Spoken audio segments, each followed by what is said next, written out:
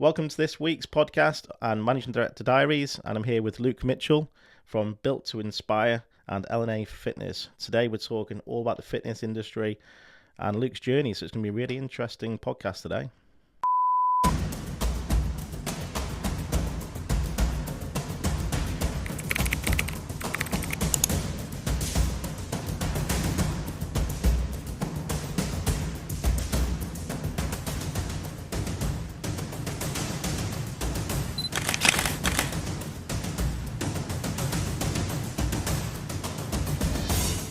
Thanks for coming in, Luke. It's a pleasure to have you in and talk all things fitness and your journey, really, because it's a really interesting journey you've been on, and then you've got quite a lot of followers on TikTok at the moment, haven't you?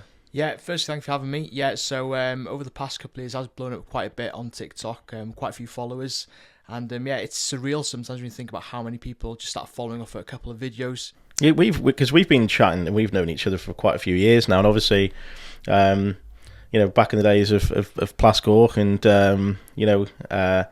it's and obviously I know you've always had an interest in fitness, and so just explain how long have you been doing the sort of the personal fitness side? Is that a number of years? Was that recently or? No, so quite a long time, to be honest with you. So I initially started my journey back before Plascoch, when I was working in Bryn Teg, one of the other holiday home packs, and I put myself on a gym instructor course because that's something I've always been interested in, my own training, things like that, to progress. And as I moved up to Plascoch, I then again put myself on some courses, personal training, nutrition and things like that, and I did it side by side for a number of years. So as well as holding down the position at Plascoch, I was doing personal training on the side and started running some fitness classes in Carnarvon as well. So it's something I've been doing for, I would say, nearly 15 years now. Wow, so that must have been quite a challenge, managing both a full-time job at Plascoch, which is quite a stressful job, because we had some we were obviously working with you guys and the challenges you faced there, and dealing with with clients and owners of holiday lodges. It must have been a challenge managing that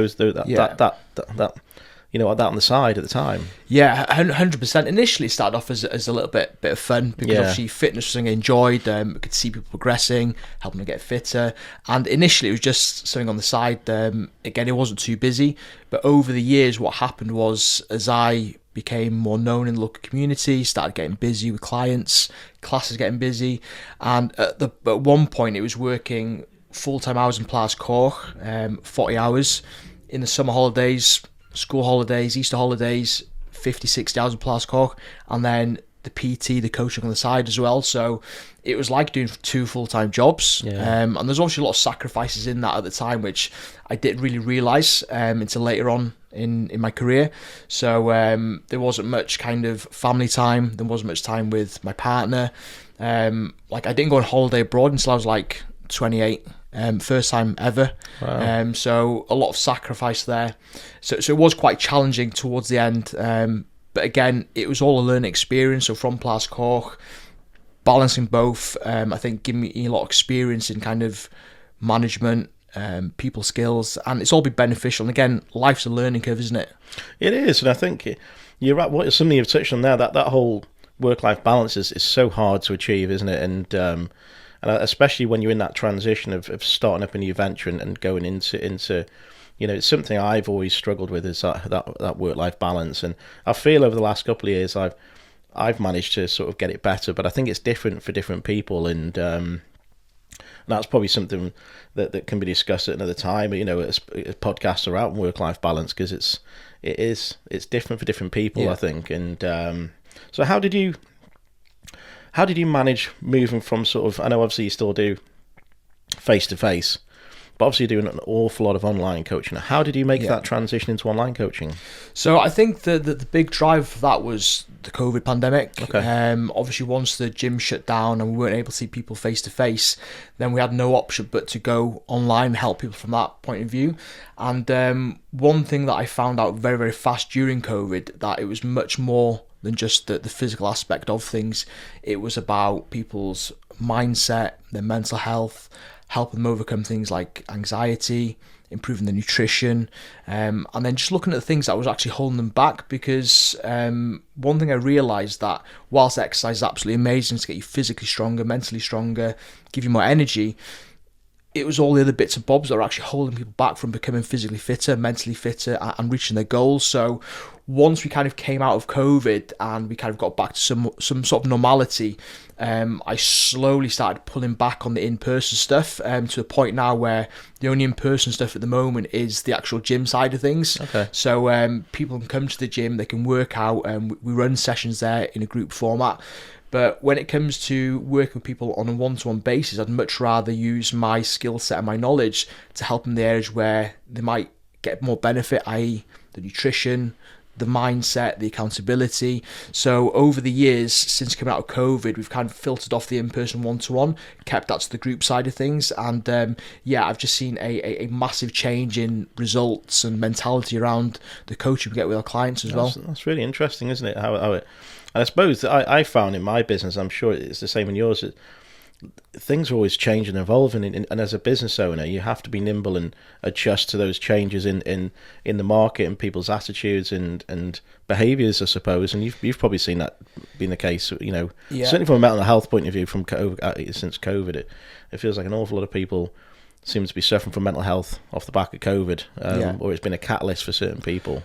Yeah, 100%. I think it's brought a lot of awareness to it, and especially men as well, because I think there's been a stigma in the past that men, they've got to be tough, they've got to be strong, and if they show any sort of emotion, that they're deemed to be weak. But I think what COVID has shown is that it's okay to kind of show your emotion, and actually, that being said, it actually shows strength to show those emotions and ask out and reach for help. Because like I said, for men especially, and women to a certain extent, they do find it quite difficult to reach out. But I think with more awareness to it, it's allowing people to reach out and get the help they need. Yeah, definitely. I think something that's certainly interesting to me is understanding how, because the space you're in is very, very competitive. Yeah. The online fitness, obviously, there's an awful lot of people doing it, and I think. How do you find you navigate that space, and how do you make yourself unique in that crowded place? I think the most important thing is when it comes to what I'm trying to do is basically being myself, because there's thousands of online coaches that have gone into the space, and again, a lot of these coaches will have probably the same amount of knowledge. The concept of getting into shape is pretty simple. It's not easy to do, but it's pretty simple. So a lot of these coaches are very good coaches. They're very well educated. They've got great client results. But I think the most important thing is people, they don't buy the coaching. I think they buy the person. Yeah. So if people can relate to me, they can relate to what I've been through, they can relate to my clients, then I think they're more likely to maybe decide to join up with me rather than another coach. Yeah. Because like I said, in this world of online coaching, it's there's a big stagnation, that there's so many different coaches. So I think the only way to stand out is simply be yourself. If you try and be somebody else, then that's going to not be authentic, and it's not going to come through, and people aren't going to really see the real you. And again, like, the only way for you to make sure that you're different from somebody else is actually to be yourself, because there's only one of you, isn't there? Yeah, I think people buy off people, don't they? And I think it's especially in a small business, people buy off people, and you have that relationship with them. And I think this goes back to the old phrase of faceless companies, and it's having someone real to talk to and understand and is important, I think. So is there any specific challenges that you've had in your business that you've had to overcome? I think that obviously the biggest challenge was the COVID side of things, because I remember when Boris announced on that evening when the gyms are closing, just sat in the gym after the last session, and I just sat there for 20 minutes thinking, I didn't really know what was going to happen. It's quite bizarre, and I thought to myself, well, I've got two options. One, I sit around and mope, or I just do what I can do, focus what I can control. And as you know, in business, there's always going to be ups, there's always going to be downs, there's going to be client churn, there's going to be busy times, quiet times, and it's about how you ride that wave, really. And I think if you keep pushing forward, you keep persevering, you keep being true to yourself, then you've got no option but to grow, in my opinion. I suppose one of the challenges as well for you is continuing to help so many people at the same time, but also helping yourself in improving your your own fitness and health and well-being, but also your skills and knowledge, because we're all learning. And obviously you've got to, as a coach, you've obviously got to be at the forefront of knowing all these latest. How do you manage that from a time perspective, making sure you're up to date on all the latest information that comes out, and coaching techniques, I suppose? Yeah.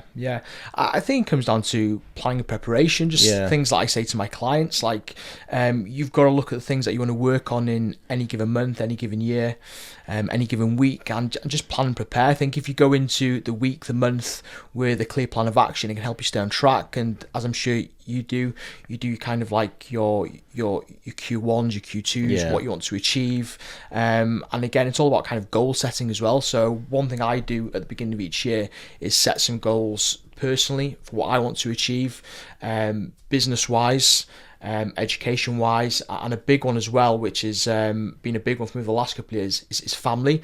Because like I mentioned, when I was in Plas Cork, juggling both the job, the gym, the online coaching, it was definitely my time and family time that got sacrificed.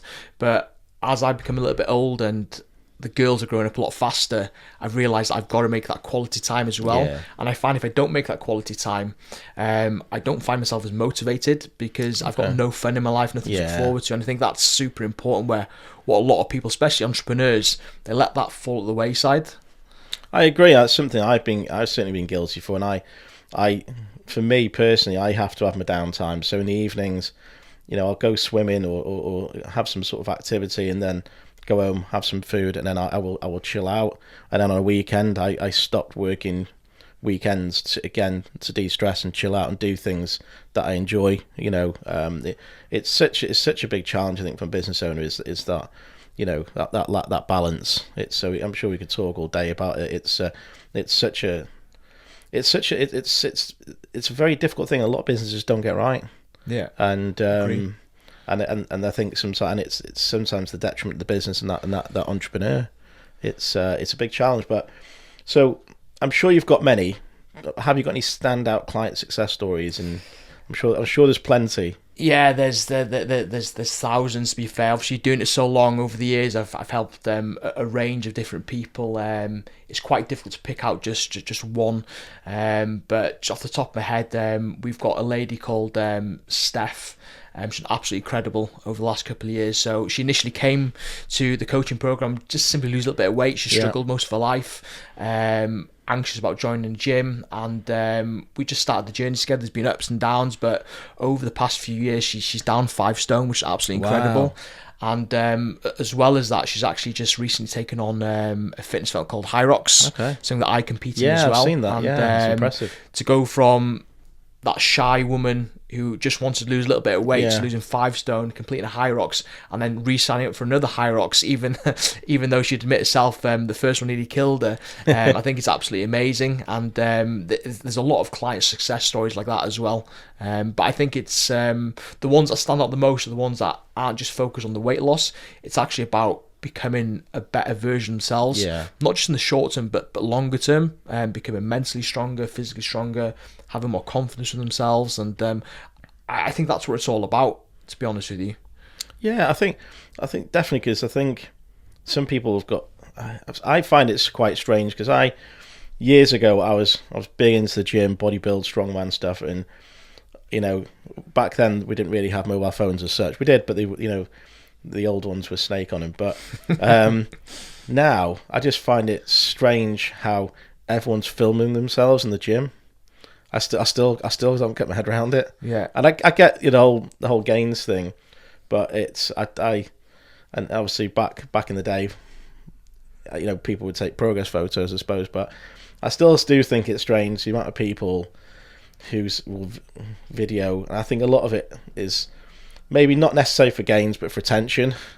And there's I can't remember the account. There's one on Twitter of a lady who just takes the mick out of girls who go to the gym and do certain poses and things to get male attention. But that's another story. But I do find it strange how people just film it always, but then they also then have rudeness when somebody walks across it, or Yeah. or someone interrupts when they perhaps don't even realise they're filming, or they're actually even being on camera when they perhaps don't want Yeah. to. It opens up a whole minefield, surely. And Yeah. but some of these big gyms,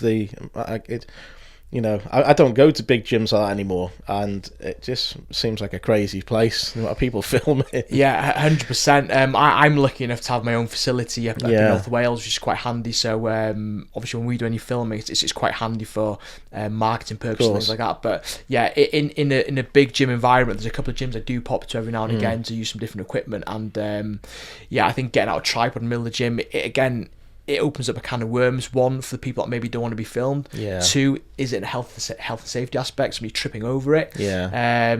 I'm all for people videoing themselves, check form and things like that, and making sure they're doing it correctly and as a learning tool. But again, like you said, is it just to kind of crave attention? Yeah. And we live in a world these days where we've got to be insta perfect, and if we're not insta perfect, then it's all down the mindset route as well. And it's painting that picture on social media of, look at my life, it's absolutely perfect. But again, it's more than just that, I think.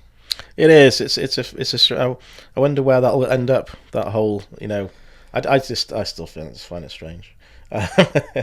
So it's great you've had so many interesting clients. I mean, you must have so many stories about clients you've helped and things. How have you had any setbacks on your journey?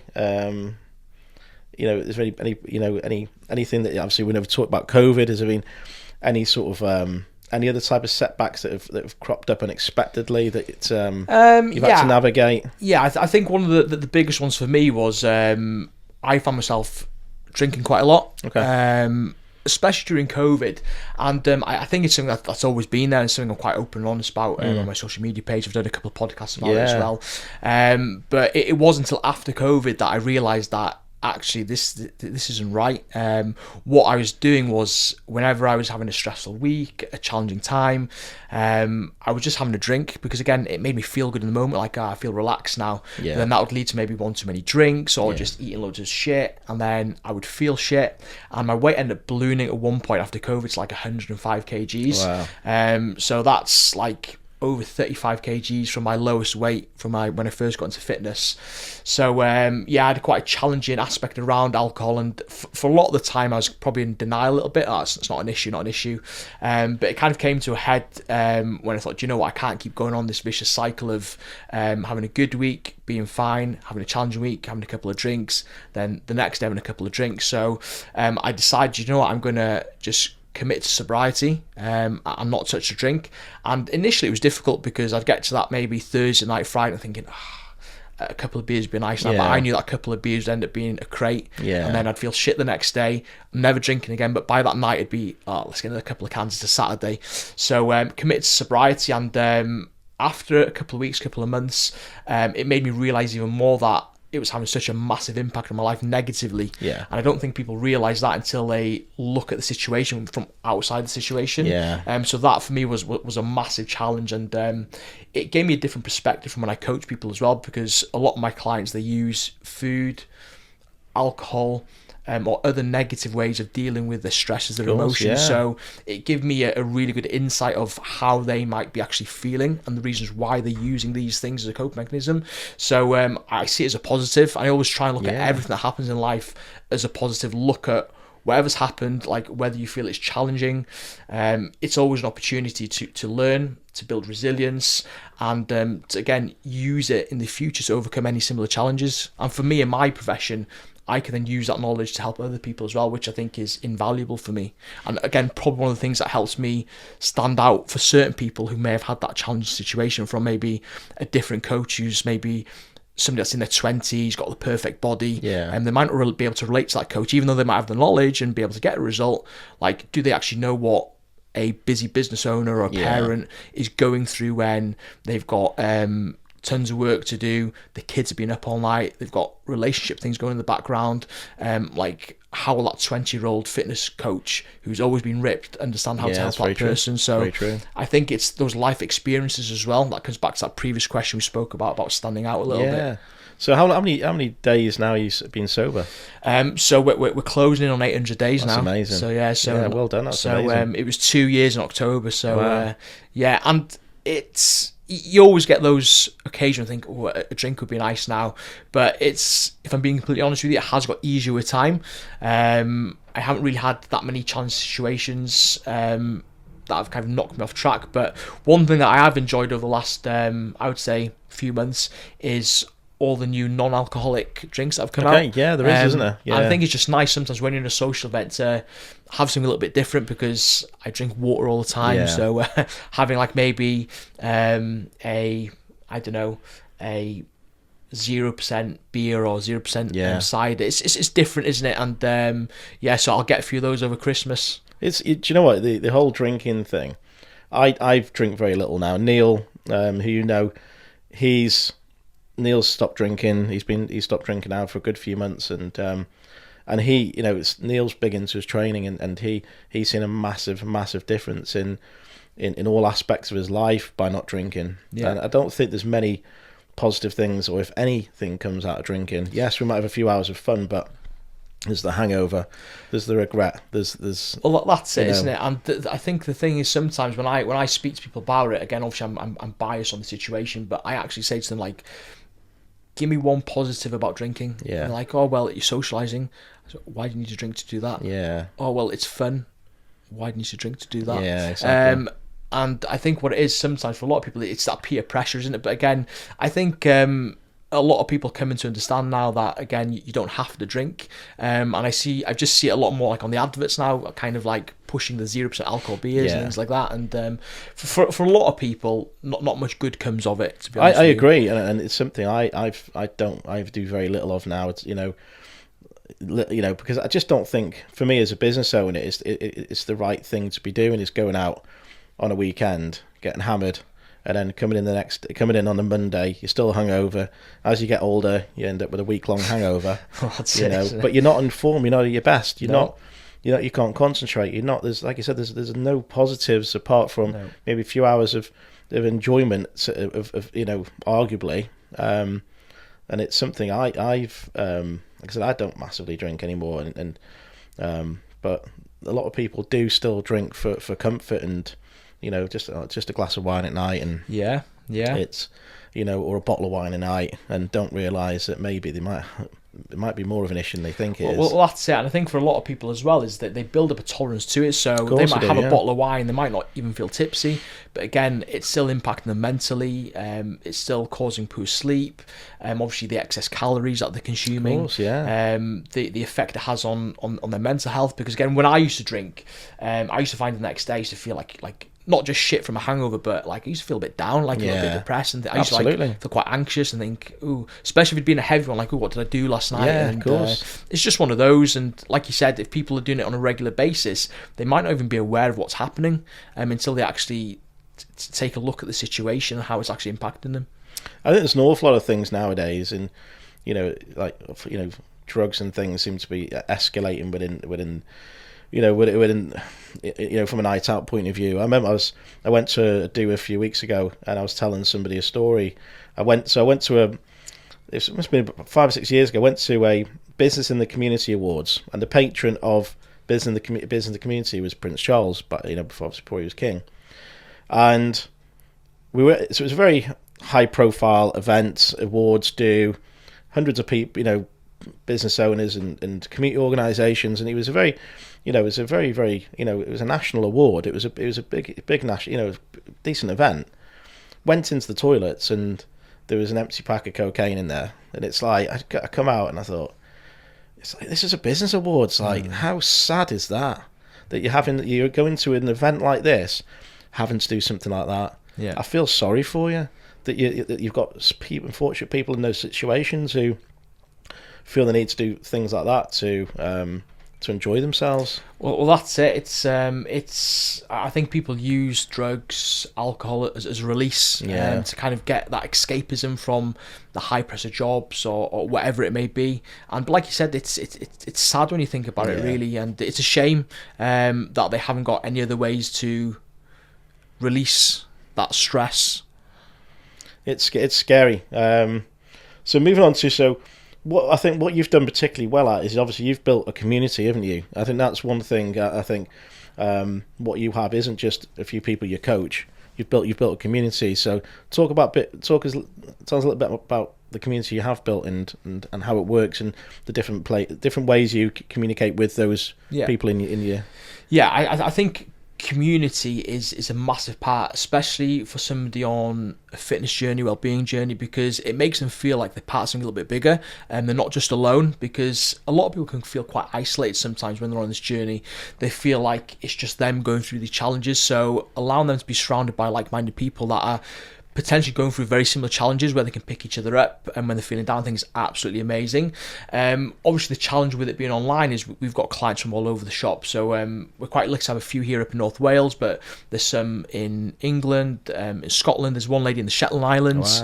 Wow. There's one guy out in Saudi Arabia at the moment. Brilliant. So obviously building an online community is so important, and we just utilise what we can. So we utilise social media, we utilise Zoom, all great ways for us to kind of connect together in a community aspect, and then where we can, we try and do get-togethers as well. So I absolutely love the outdoors, getting in the mountains, so we've done a lot of walks. So we've done Snowdon, we've done some local walks, we even did a sunrise walk up Snowdon, which was absolutely amazing, so that was really good. And then from the gym side of things, again, the gym's open to the local community, so we do things on a regular basis, like we do things like the winter games that we've got coming up, which is a chance for the guys to come down, have a bit of a social, lift some heavy weights, do some PBs, and we do the summer games.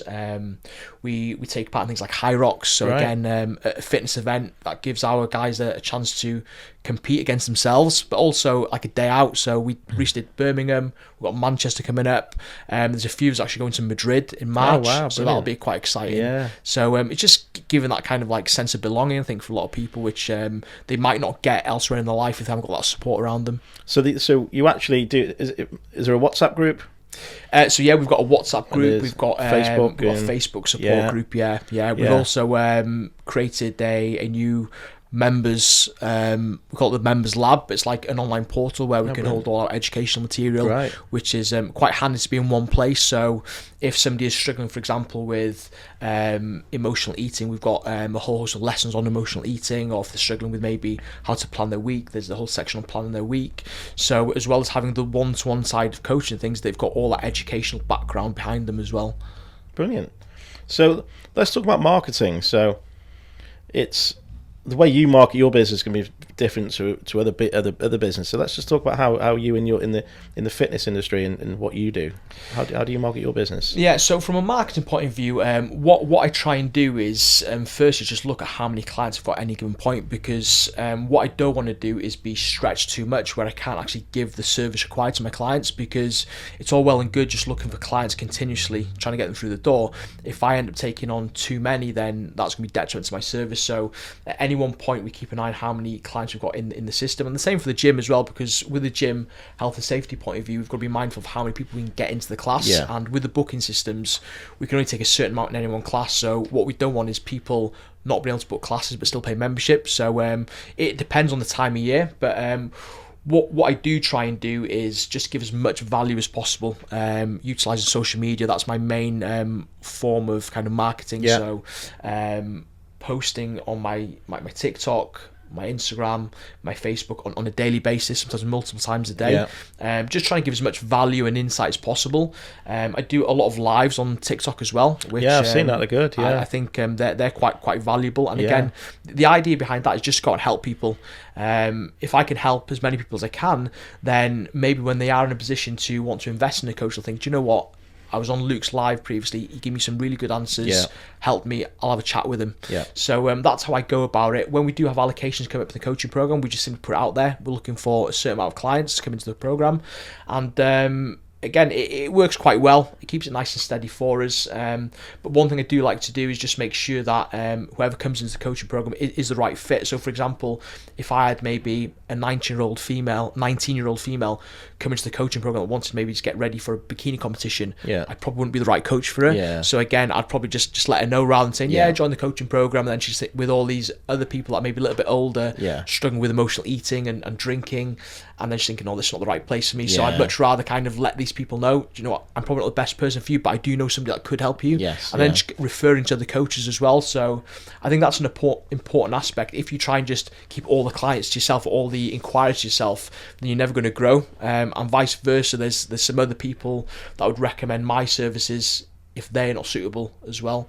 That works quite well. We've started a YouTube channel recently over the last 6 weeks. We've had the channel for quite a while, but just not done anything with it. So the aim with that is just to do at least one educational video a week. Again, just providing value, slightly longer format, and again, just building up that trust with the not the customers, but the audience. And again, when you build that trust, when they are ready to maybe invest in themselves, hopefully I'll be the right person for them. Yeah, I think you've got to put it out there, and then I think if you're constantly marketing, and you know, trying to sell to people, people get turned off to it. Yeah, exactly. You have to, you know, almost subliminally, you know, put stuff out there to when the time's right for that person, they engage and just be there as the person who is giving the good advice, the right advice, and yeah, but it takes time for that to happen, unfortunately. Well, that's it. I think a lot of it's about nurturing,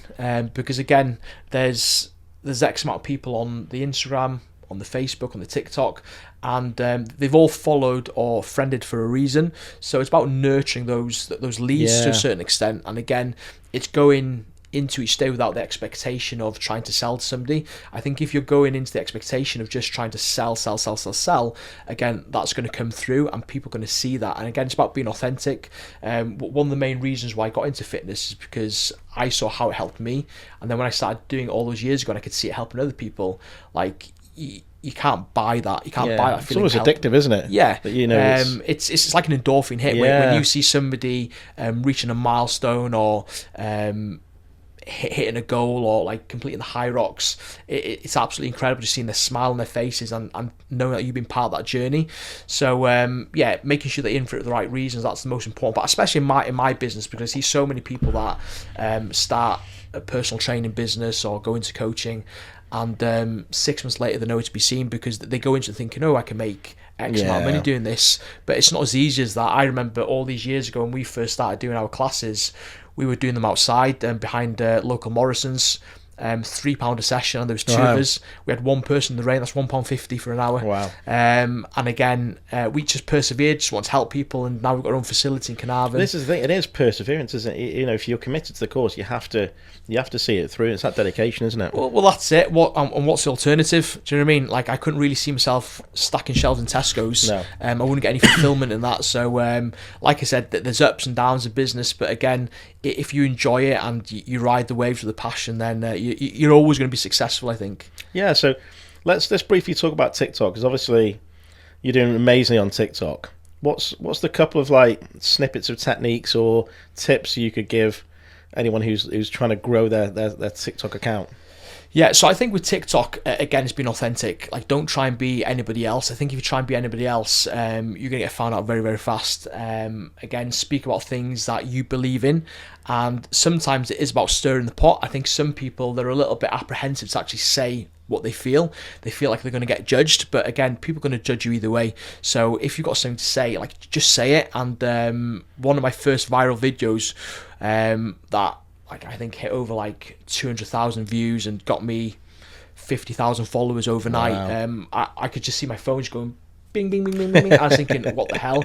It was simply just being brutally honest to the phone. Just explain to people like, the reason why they're stuck right now is because of them. They've got nobody else to blame. They become lazy. They become impatient, and they're waiting for somebody to come and save them. And obviously that caused a lot of a stirring of the pot, where you had one side of the fence saying, oh, well, you can't say that, what about people with children, or haven't got enough time, or X, Y, and Z. But then you got other people saying, do you know what, actually, we're just using that as an excuse. And at the end of the day, everybody's got challenges, everybody's got things going on behind the scenes. It's that iceberg effect, isn't it? People see the success, but they don't actually see what's underneath, all the challenge, adversity. So I think with TikTok, definitely being authentic, making sure that you speak your truth. I think that's so important. And I think just engaging with people as well. So like I mentioned, I do the lives on a regular basis. I probably do one every single day. Brilliant. Sometimes twice a day. Wow. And again, it's about going there, being myself, and just engaging with people.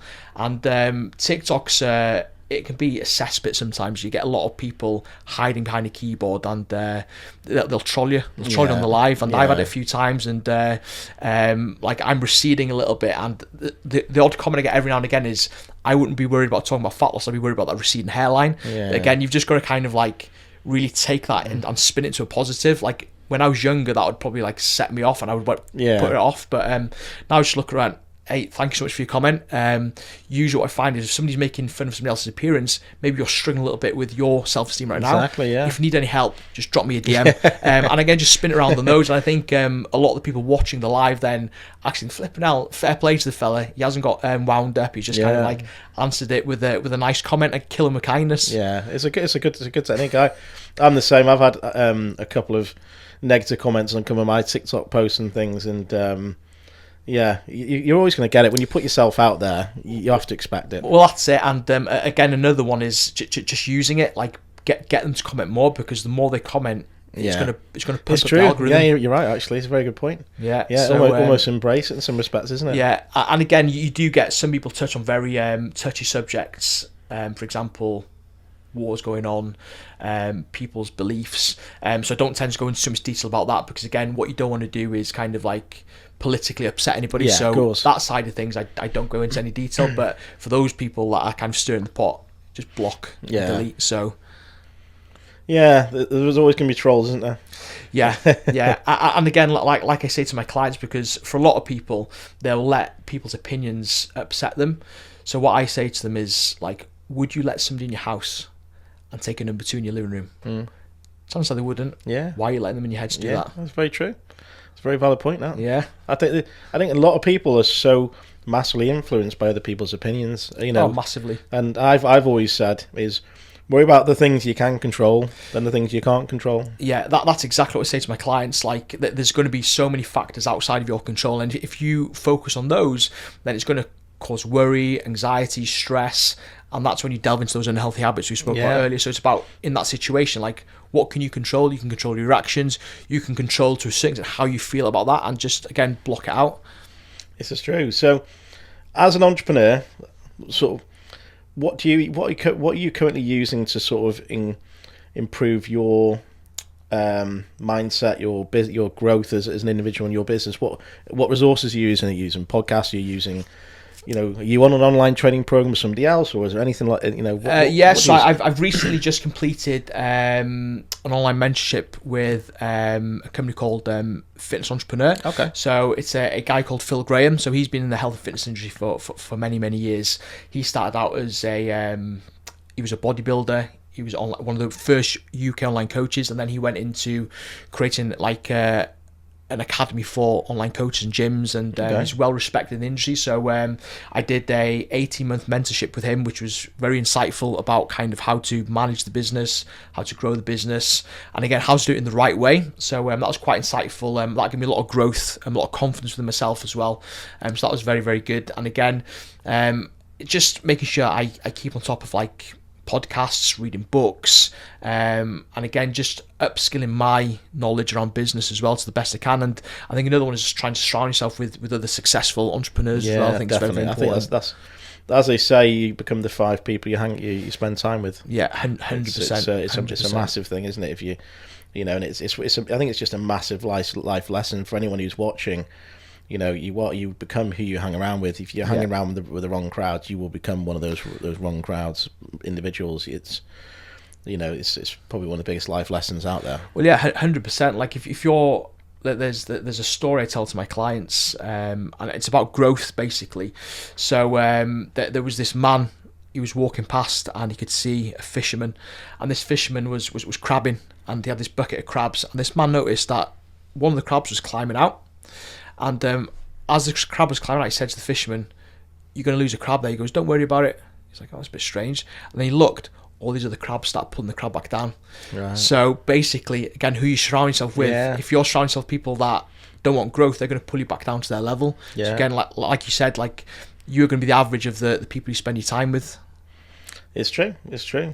So where do you see, from the fitness industry, is there any new sort of trends do you foresee? How, you foreseen any particular trends in the fitness industry over the next few years, and how are you going to stay on top of those trends?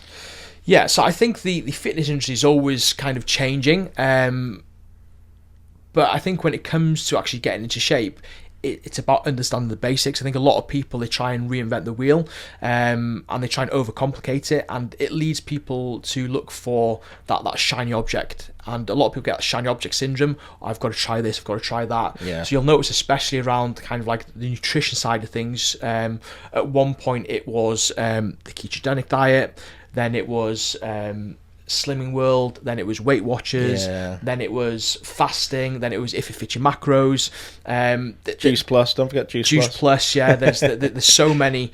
And I think what happens is these techniques, they can give rapid results, and people just see that weight loss falling off and think, ooh, I'm going to do that. But when they go down that route, and this is something I found out quite a lot over, like, through COVID online coaching, is a lot of people are bypassing the issues of why they're struggling with their health and weight to begin with, because they're going straight to the end solution. They're not actually thinking about the reasons why they're overeating and why there's lack of movement. And unless you solve that issue, then you're always going to revert back to where you are, because all these diets are mechanisms to get you where you need to be. They don't actually solve the situation. So regardless of what option you choose, like, anyone will work, but it's about, okay, I'm going to use that solution, but I need to address the underlying reasons first. And that's a powerful thing, isn't it? It's because, there's so many people with fad diets, and and I still get approached by various. I had one a few weeks back, at somebody trying to entice me into some sort of juicing program, and and I was like, and I asked that person some questions, and I said, what's in him? Because there's so much crap in him, and sugars and colorings, and just there's so much non-natural stuff in a lot of these products. And I do find, though, today's with TikTok and things, more and more people generally are aware of what they're eating, I think, more than ever, and fitness as well. I think people are more aware, and I've learned so much about off TikTok with regards to sort of food, and even down to the water we drink. I'm sure you've got opinions on tap water and things like that. Well, yeah, that's another rabbit hole we can go down. It absolutely is. But I think that's the danger of things like social media today, because it's not regulated. It's difficult to know what's true and what isn't. It's true. Because again, you're always going to get counter arguments, aren't you? So what I like to say to people is, like, just think about it from a common sense point of view. Yeah. Like with your food, like, if your food has got more than one ingredient, then it's going to be processed. But again, that's not necessarily bad, but it's getting the balance right. Like, if you can hit, like, natural based foods 80% of the time, so things you can pick from the ground, pick from the tree, you can kill with a spear, you can fish. Like, if you're eating those 80% of the time, and then allow yourself a little bit of leeway for some flexibility, then you're going to be on the right track. Because me personally, like, I love a slice of pizza, I love a donut, I love some ice cream. So if somebody said to me, Luke, you can never have that again, I wouldn't stick to it. So it's about getting that balance right. And then again, with exercise and movement, it's finding something you enjoy. Like, it doesn't necessarily mean going to the gym or going for a run. It could be to a Zumba class, like you mentioned, swimming. It could be going for a walk with your friends. And then just some basic principles: get some fresh air on a regular basis, keep hydrated, get some sunlight, and put some fun into your life, like spend some time with loved ones. And I think we follow those basics, that's automatically going to reduce stress, reduce overwhelm, and put you on the right path. Because it's not easy getting into shape. It is difficult, especially in this day and age when we've all got busy lives, we've all got, like, a lot of stresses in our lives as well. But again, if we cover the basics and just build on those basics, then our body's got no option but to change, is it? No, absolutely not. And I think I remember one of the times I came up to the gym to see you, you're always on the move. I mean, I'm surprised you're not moving now. But getting you just moving, getting steps. Just because if the body's moving, they're burning calories. You're burning energy, and that's it. And it's about moving that body on a regular basis. Because again, I think if we're sedentary and we build that into a habit, it's quite difficult to build out of it. So like one of the questions I get quite a lot is like, oh well, how much steps should I be doing on a day-to-day basis? You'll see a lot of people say you've got to do 10,000 steps, but if you're sat behind a desk all day and you're averaging 3,000 steps at the moment, and expecting to go from 3 to 10, like, it's unrealistic. Like, one, your body's going to go, what the fuck's going on? Like, it's going to be aches and pains. Two, if you don't hit it, you're going to feel a bit like crap, like you failed. So I say to people like, well, just do a little bit more. Like, aim for an extra 500 a week. Do you know what I mean? At least that way then they can build some confidence in themselves, build some momentum. But yeah, going back to the fitness trends, there's so many coming out. There's all these different technologies coming out. But I say to people, just stick with the basics. Like, you're not going to go wrong with the basics. And if you're struggling to stick to the basics, then a shiny tool or a shiny object isn't going to help you fix that. Like, figure out where you're going wrong, okay? Is it lack of planning? Is it lack of support? Is it lack of accountability? Is it confusion? Like, are you spending too much time listening to too many voices? Like, what do you need to put boundaries in of who you're speaking to? Because you're going to have one person saying do this, you're going to have Betty from Slimming World saying do that. It's one of those, isn't it? I think everything's down to preparation. I heard something the other day that if you want to have a good day, it starts the night before by having a good sleep. And sleep's so important. It's one of the most overlooked things, because if you get a poor night's sleep or lack of sleep, like, you've got obviously daughter yourself, and I've got two girls, like, whenever they've been poorly in the night and I've had a poor night's sleep, then my eating's off, my movement's off, I'm irritable. So like, getting a good night's sleep so important. And again, it's like you said, just planning, preparation, and like the old saying goes, if you fail to prepare to fail. Absolutely, that's great. That's very true indeed. So, reflecting on your personal journey, is there anything you'd do differently if you did it all again? I don't like to think of any regrets, because I think whatever we've been through shapes us individually. So of course it does, I think obviously living regrets is not the right thing to do. But if I was to do anything differently, it would probably stop drinking a lot sooner. Okay. That would probably be the biggest ones, because when I look back over the years, whenever anything has been really, really challenging or gone majorly wrong, it probably goes back down to alcohol. So, but yeah, it's these experiences that I've had with alcohol that have shaped me into who I am today and given me these learning experiences and allowing me then to pass on my knowledge to other people. So, have you got any advice for aspiring online personal trainers or someone who's looking to get into the online fitness or even into the fitness industry? Any tips or got? 100%. So, firstly, don't do it for the money. If you're doing it for the money, then you're not going to last very long, because that will shine through straight away. Have a passion for it. Like, know who you actually want to help.